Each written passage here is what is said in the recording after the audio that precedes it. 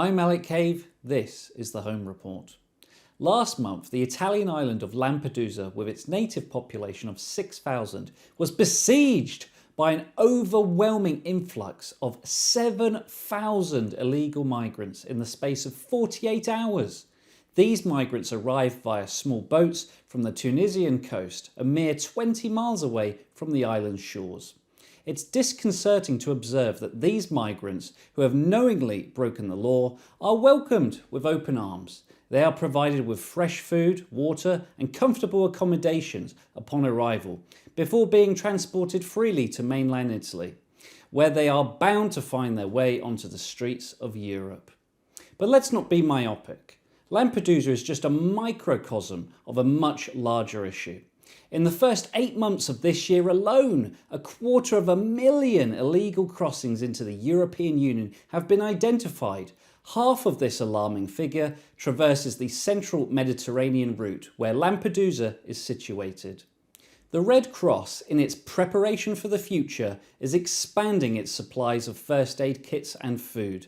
This is not a sign of a diminishing problem, but rather an acknowledgement that more arrivals are anticipated. Instead of questioning why it is happening and how it could be curtailed, they are aiding those who arrive, inadvertently incentivizing more to make the perilous journey.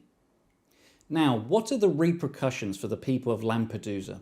Tourism, once a lifeline for the island, has grounded to a halt and crime rates have skyrocketed.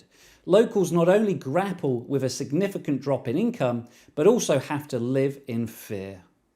France has reached out to the other 25 members of the Schengen Agreement, suggesting a temporary reintroduction of internal border controls for 6 months.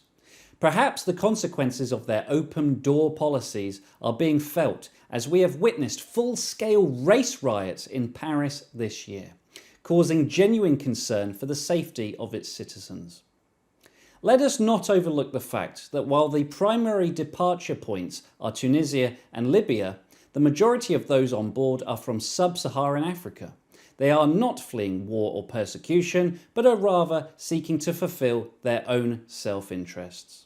The cost of a boat journey to Europe exceeds £3,000, a sum that demonstrates these individuals are not destitute. They are not in dire need. They come with the sole purpose of taking advantage of the situation.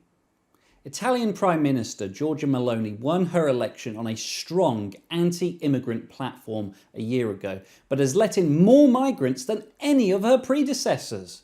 Similarly, our own Home Secretary, Suella Braverman, has expressed concerns about multiculturalism and illegal migration, but has done little to alleviate the situation.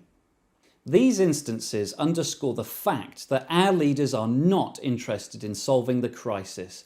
They are merely interested in fooling their voter base whilst they make it worse. Only a political party with the will and integrity to defend our borders will stop the invasion of Europe.